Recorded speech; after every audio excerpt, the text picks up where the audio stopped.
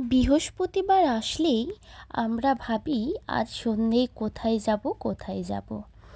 আগের বৃহস্পতিবার যখন আমরা বেরিয়েছিলাম তখনই আমরা ঠিক করে নিয়েছিলাম যে এই বৃহস্পতিবারেও কিন্তু আমরা বেরোবো। কোথায় বেরোবো? না, বাজার কলকাতা।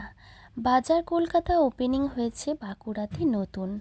বেশ কয়েকটা দিন হলেও আমাদের কাছে নতুনই, কারণ হচ্ছে আমরা তো একবারও গিয়ে দেখিনি না। তো আমি আর বৌদি ভাবলাম যে চলো একবার ওখানের কালেকশনগুলো দেখে আসি। এই দেখো, ঢুকেই হচ্ছে মেয়েদের কালেকশন।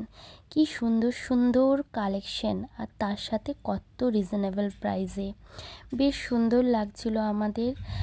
বৌদি একটা কুর্তিও নিল। চলো, তার সাথে সাথে আমরা চলে গেলাম দোতলায়। দোতলায় যাওয়ার পর দেখলাম যে ওখানে বাচ্চাদের কি সুন্দর সুন্দর কালেকশান। আর এদিকে রিসেন্ট বৌদির এক বান্ধবীর বাচ্চা হয়েছে, তো বৌদি দেখতে যাবে, সেই জন্য সেখান থেকে আমরা বাছছিলাম একটা ছোট্ট বাচ্চাদের ড্রেস।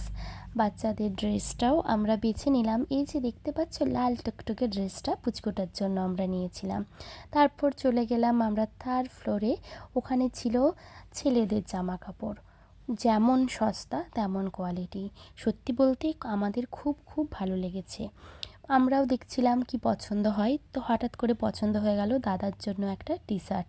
তোমরা কিন্তু জানাবে এই জিনিসগুলো কেমন হয়েছে। তারপর বৌদির ছেলের জন্য ওই প্যান্টটা নিয়ে নিলাম। আমার এই কুর্তিটা বেশ আচ্ছা লেগেছিল, কিন্তু এই মুহূর্তে পকেট ফাঁকা, তাই নিতে পারলাম না। তারপর আমরা এদিক ওদিক আরও দেখছিলাম যে কিছু পছন্দ হয় কি না।